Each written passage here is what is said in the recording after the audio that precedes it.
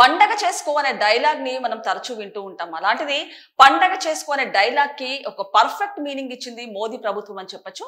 అలాంటిది జిఎస్టికి సంబంధించి మధ్య తరగతికి అండ్ అలాగే పేదవాళ్ళకు ఒక రీజనబుల్ ప్రైసెస్ డిక్లేర్ చేస్తూ దీపావళికి అయితే ఒక డబల్ బొనాన్స్ అని అనౌన్స్ చేసిందని చెప్పొచ్చు. సో ఈ క్రమంలో అంటే ఏవైతే ప్రైసెస్ జిఎస్టి ఉందో అవి అంతకు ముందు చూసుకుంటే కనుక 4 స్లాబ్లు ఉండేటివి. అలాంటిది ఇప్పుడు చూసుకుంటే కనుక ఏకంగా 2 స్లాబ్లకైతే పరిమితం చేసిందని చెప్పొచ్చు.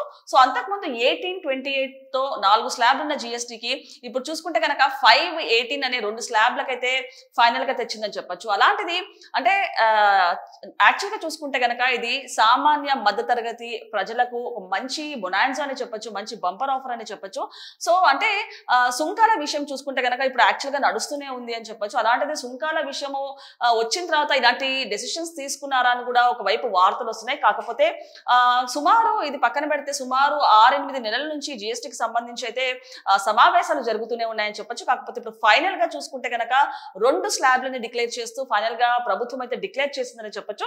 సో ఫైనల్ గా ప్రజలకైతే మధ్యతరగతి ప్రజలకైతే ఒక గుడ్ న్యూస్ అనే చెప్పొచ్చు. అలాంటిది కొన్ని వస్తువుల మీద అంటే టూత్ బ్రష్ కానివ్వండి, పేస్ట్, తల నూనెలు, shampoo, soaps, dry fruits, biscuits, milk ఇలాంటి వస్తువుల మీద అయితే 5% జిఎస్టీని అయితే డిక్లేర్ చేసిందని చెప్పొచ్చు. అలాంటి దీని మీద చూసుకుంటే కనుక అంతకుముందు 18% అయితే ఉండేది. అలాంటిది హెల్త్ ఇన్సూరెన్స్ చూసుకుంటే కనుక 0% అండ్ అలాగే కార్ అండ్ బైక్స్ చూసుకుంటే కనుక 18% అండ్ మిగతావి ఎలక్ట్రానిక్ అప్లికెన్సెస్ చూసుకుంటే కనుక 18% అయితే ఉన్నట్టు తెలుస్తుంది.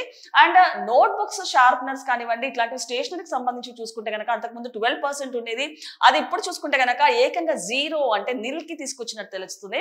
అంటే వీటన్నిటి మీద జిఎస్టీ విధించిన సిగరెట్, పొగాకు మీద అయితే ఏ రకంగా కూడా జిఎస్టీ అయితే తగ్గించలేదని చెప్పొచ్చు. మరి ఈ నేపథ్యంలో అసలు జిఎస్టికి సంబంధించి అసలు ఏ వస్తువుల మీద జిఎస్టీ ఉందో ఒకసారి పూర్తి స్థాయిలో విశ్లేషించుకుందాం. సో మరి చూడొచ్చు అంటే జిఎస్టీ మార్పులు చూసుకుంటే కనుక తల నూనెలు, షాంపూస్, టూత్ పేస్ట్, సబ్బులు, టూత్ బ్రష్, షేవింగ్ క్రీమ్, వెన్న, నెయ్యి, మజ్జిగ, పాల ఉత్పత్తులు and pre packaged namkeen, bhujia, mixture వంట సామాగ్రి, పాల సీసాలు, డైపర్లు అండ్ అలాగే కుట్టి మిషన్లు చూసుకుంటే కనుక అంతకుముందు 18% ఉండేది జిఎస్టీ. అలాంటిది ఇప్పుడు 5% అయినట్టు తెలుస్తుంది.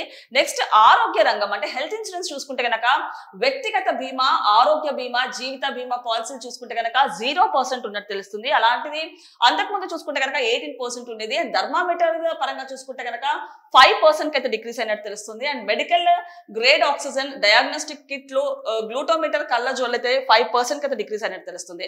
సో నెక్స్ట్ వాహన రంగాల్లో చూసుకుంటే కనుక పెట్రోల్, హైబ్రిడ్, ఎల్పిజి, సిఎన్జి కార్లు అంటే 1200cc లోపు చూసుకుంటే కనుక 18% అయితే డిక్రీస్ అయింది. సో డీజిల్ హైబ్రిడ్ కార్లు 1500cc లోపు చూసుకుంటే త్రిచక్ర వాహనాలు 350cc వరకు మోటార్ సైకిళ్ళు, రవాణా కోసం వాడే వాహనాలు చూసుకుంటే కనుక 18% అయితే దిగినట్టు తెలుస్తుంది. సో నెక్స్ట్ చూసుకుంటే కనుక అందుబాటులో ఉన్న విద్య అంటే మ్యాప్లు, చార్టర్లు, గ్లోబల్లు, పెన్సిల్లు, షార్ప్నర్లు, క్రేయాన్స్, పాస్టల్స్, ఎక్సర్సైజ్ పుస్తకాలు, నోట్ బుక్స్ చూసుకుంటే కనుక అంతకుముందు 12% ఉండేది. అలాంటి ఇప్పుడు నిల్క్ అయిందని చెప్పొచ్చు 0 అండ్ ఎరేజర్ 0 అని చెప్పొచ్చు. సో వ్యవసాయం అంటే ట్రాక్టర్ టైర్లు, విడి భాగాలు చూసుకుంటే కనుక 5% అయితే అయినట్టు తెలుస్తుంది.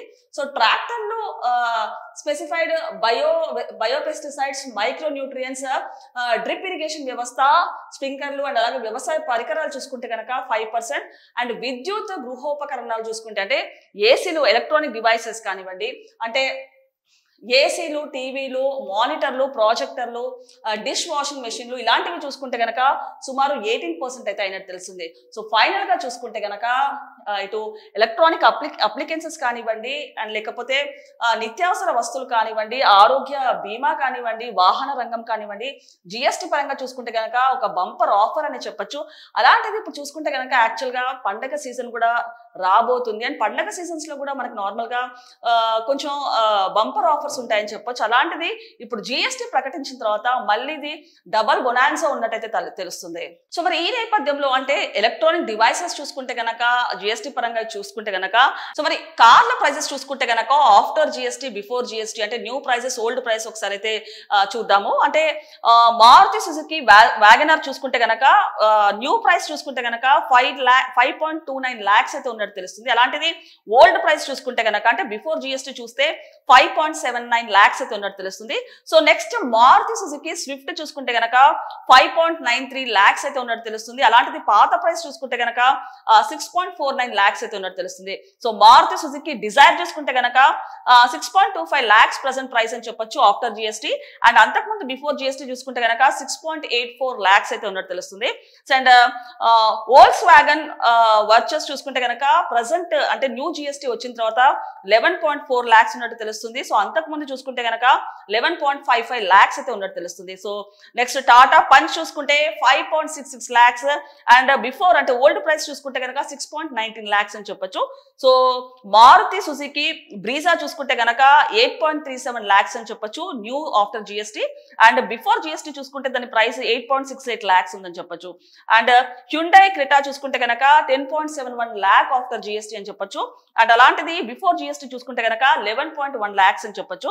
అండ్ మహేంద్ర ఎక్స్యూవీ 700 చూస్తే 13.51 lakhs after GST new price అని చెప్పొచ్చు.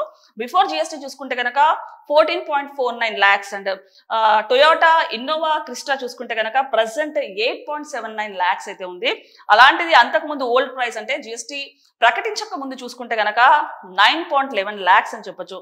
సో ఈ నేపథ్యంలో కార్ల ప్రైసెస్ చూసుకున్న తర్వాత ఆఫ్టర్ జిఎస్టీ తర్వాత నిజంగానే అంటే కారు కొనాలనే చాలా మందికి ఉంటుంది. అలాంటిది ఆ కళ సాకారం అవ్వాలంటే కొంతమందికి ఒక కళగానే ఉంటుందని చెప్పొచ్చు. ఈ నేపథ్యంలో ఈ జిఎస్టీ ప్రకటించిన తర్వాత కార్ల ప్రైసెస్ కూడా టోటల్ గా చాలా వరకు అయితే దిగిపోయాయని చెప్పొచ్చు. సో సామాన్యులకు కూడా రీజనబుల్ గా ఉన్నాయి కార్ ప్రైస్ చూసుకుంటే. అలాంటిది నిత్యావసర వస్తువులు కానివ్వండి వేరేవి కానివ్వండి ప్రజెంట్ చూసుకుంటే గనక అంతకు ముందుతో కంపేర్ చేస్తే చాలా మటుకైతే దిగిపోయాయని చెప్పొచ్చు. అండ్ అలాగే ప్రజలకు ఒక మంచి ఆఫర్ అనే చెప్పొచ్చు. అండ్ అలాగే పండగ సీజన్ నేపథ్యంలో అంటే దసరా దీవాలి న్యూ ఇయర్ కి సంబంధించి నార్మల్ గా ఆఫర్స్ కూడా పెడుతూ ఉంటారు బయట.